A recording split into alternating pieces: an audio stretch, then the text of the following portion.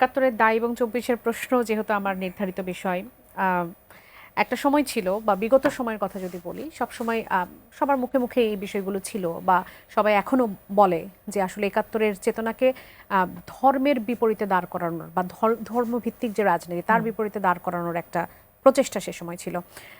৫ আগস্টের পরের ঘটনাটা আবার কিছুটা বিপরীত, সেটা হয়ে গেল যে ৭১-কে এবং ২৪-কে সামনাসামনি দাঁড় করানোর একটা প্রচেষ্টা আমরা দেখতে পেয়েছি, কিন্তু এটি তো আসলে হবার কথা নয়। এটি হলো কেন? আমি তো আসলে মনে করি যে ২৪ হচ্ছে সেই সময়টা যখন ৭১-কে বোঝা যায়। মানে ধরেন আমাদের বিগত ফ্যাসিস্ট রেজিমে মুক্তিযুদ্ধের চেতনার বাবল তৈরি করে এমন একটা পরিস্থিতি করা হয়েছিল ৭১ নিয়ে যে মানুষের পক্ষে সাধারণ মানুষ আর তার নিজের স্টেকটা খুঁজে পাচ্ছিল না। কিন্তু ২০২৪ সালে এসে এই যে ভয়াবহ একটা গণহত্যার মতো ঘটনা ঘটলো, ১৪০০ ছাত্র জনতাকে হত্যা করা হলো, নিজের চোখের সামনে নিজের ভাইকে মরতে দেখলাম আমরা। এইটা আমাকে ৭১-এর বাস্তবতাটা আবার বোঝার সুযোগ করে দিল। ফলে ২৪ কোনোভাবে ৭১ মুখোমুখি দাঁড়ায় না, ২৪ বরং সুযোগ তৈরি করে দেয় যে ৭১-কে আমরা যাতে রিক্লেম করতে পারি। দেখেন গতকালের যে বিজয় দিবস গেল, আমরা সাধারণ মানুষের যে অংশগ্রহণটা দেখলাম, রাস্তায় রাস্তায় গান শুনলাম, এটা তো আমরা বহুদিন শুনিনি। আমরা কি ডিজে পার্টি দেখছি, আমরা দেখছি লেজার লাইট শো, মানে কোনোভাবেই জনতা সংশ্লিষ্ট ছিল না। এবারের বিজয়টা কিন্তু আমরা দেখছি যে মানুষের সাধারণের ছিল এবং আলাপ আলোচনাগুলো আমরা দেখছি যে একটা স্বাধীনতা বিরোধী চক্র চেষ্টা করতেছে বাংলাদেশের স্বাধীনতা সমস্ত বিষয়গুলোকে অস্বীকার করতে। সাধারণ মানুষ উঠে এসে কিন্তু সেটার প্রতিবাদ করতেছে, সেটা নিয়ে কথা বলতেছে, সেই প্রমাণগুলো হাজির করতেছে। ঢাকার রাস্তায় রাস্তায় আমরা এই দলিলগুলো দেখতে পাচ্ছি। ফলে নতুন প্রজন্ম বা এই প্রজন্ম কিন্তু খুবই ইতিহাস সচেতন এবং সে তথ্য প্রমাণের ভিত্তিতে এবং মানে আমি নিজেও আমার বিগত বহুদিনের অভিজ্ঞতায় এরকম কখনো হয় না। গত কয়েকদিনে আমি যেই পরিমাণ মানুষের কাছ থেকে তথ্য পাচ্ছি, মানে তথ্য চাচ্ছে মানুষ, ফলে মানুষের যে ভয়াবহ আগ্রহ মুক্তিযুদ্ধ নিয়ে, এটা কিন্তু ২৪-এর পরেই আমরা দেখতে পাইলাম।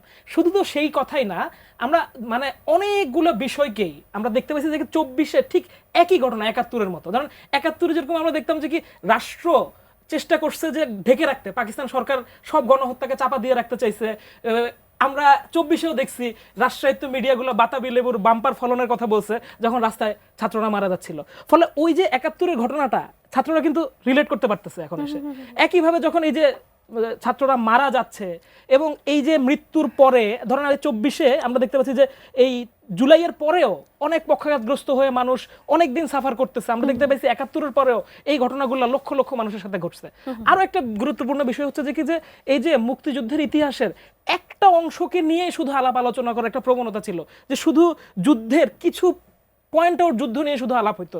কিন্তু এই যে লক্ষ লক্ষ মানুষ শহীদ হয়েছে, কোটি মানুষ শরণার্থী হয়ে গেছে, তাদের ইতিহাসগুলো কিন্তু মূল ধারায় আসে নাই। এই কারণে মুক্তিযুদ্ধ থেকে মানুষকে এক ধরনের ঝেঁটে বিদায় করার একটা প্রবণতা আমরা দেখছি। সেগুলো এখন মূল ধারায় আসছে। এখন সুযোগটা তৈরি হয়েছে অন্তত আলাপ আলোচনা করার, যে মানুষ, তুমি আমার ফ্যামিলিতে জিজ্ঞেস করা হচ্ছে যে কি যে তোমরা কি করছিলা তখন, এই গল্পগুলো আসতেছে।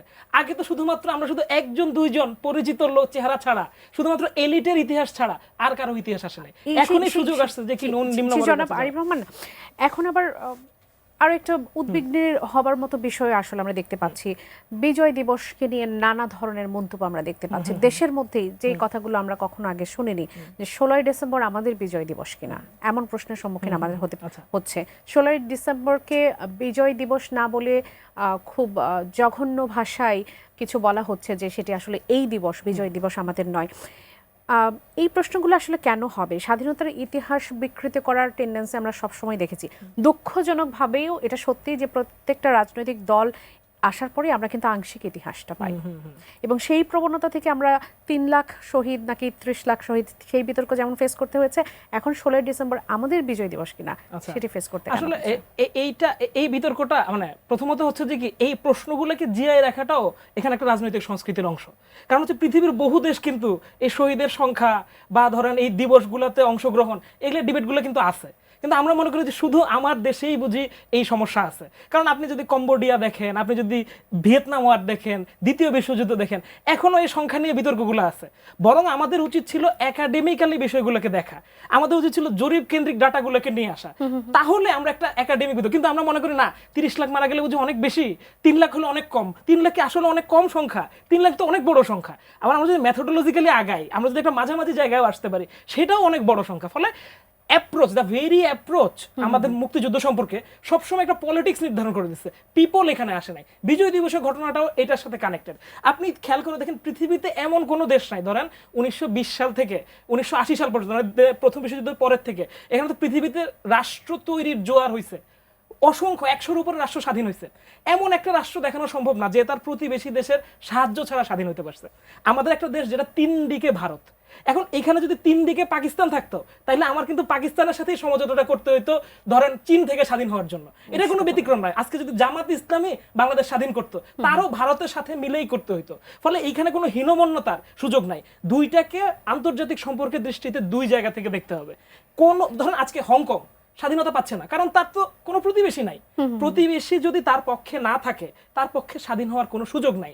ফলে বাংলাদেশের 47-এর পর থেকেই 52-এর ভাষা আন্দোলনের সময় এমন পরবর্তী সময় সমস্ত নেতাদেরকে, বড় নেতাদেরকে আমরা দেখছি এই অঞ্চলকে স্বাধীন করার যে প্রক্রিয়া সেটার কিন্তু তারা করে গেছেন। এই ধরনের মাওলানা ভাসানে ওয়ালাইকুম সালাম সেই কখন বলে গেছেন। তাহলে এইখানে এই অভিপ্রায়টা 53-54 বলে গেছেন। আমরা সুফিয়া কামালকে অপূর্ব সংসদ করতে দেখতেছি। তাহলে এই যে বাংলাদেশ, এই ধরেন দুই পাশে দুইটা দেশ থাকলে এই দেশটাকে স্বাধীন করাটাই তো হবে এখানকার যে কোনো রাজনৈতিক শক্তির সবচেয়ে বড় এজেন্ডা। তাহলে মুক্তিযুদ্ধের পরে ঘটনাটা কি ঘটলো? মুক্তিযুদ্ধের পরে আমরা যেটা চেষ্টা করলাম যে শুধুমাত্র একটি গ্রুপই এইটার এই ইতিহাসের তস্কর হয়ে দাঁড়াবে, জনমানুষ এখান থেকে বিচ্ছিন্ন হয়ে যাবে। ফলে এই আলাপটা থেকেই সে যখন আলাদা হয়ে যায় তখনই সেই বিজয় দিবস নিয়ে প্রশ্ন তোলে। অথচ জেনারেল ওসমানী কিন্তু নিজেই খুব পরিষ্কারভাবে বলে গেছেন যে আমাদের এখানে যে আমরা প্রোটোকলটা বুঝি না, যে জেনারেল ওসমানী ছিলেন একটা পুরা মুক্তি বাহিনীর প্রধান। তিনি কি আসলে ভারতীয় একজন সেকেন্ড কমান্ডারের সাথে এবং পাকিস্তানের পূর্বাঞ্চলীয় কমান্ডারের সাথে বসবেন কিনা, এইটার অনেক ক্লিয়ার থাকতে পারে আলাপের, কিন্তু অথরিটির প্রশ্নটা, টেকনিক্যালিটির প্রশ্নগুলো আমরা কিন্তু করি না। এটার কারণ হচ্ছে বারবার এইটাই যে আমাদেরকে যে এক ন্যারেটিভের মধ্যে ফেলে দেওয়া হয়েছে। যদি আমরা এটা বার করে বের হয়ে আসতে পারি তাহলে অনেক অ্যাসপেক্ট আছে মুক্তিযুদ্ধের, যেই লেন্সগুলোতে দেখলে এটা আসলে গণযুদ্ধের ইয়াটা আমাদের কাছে হাজির হতে পারে।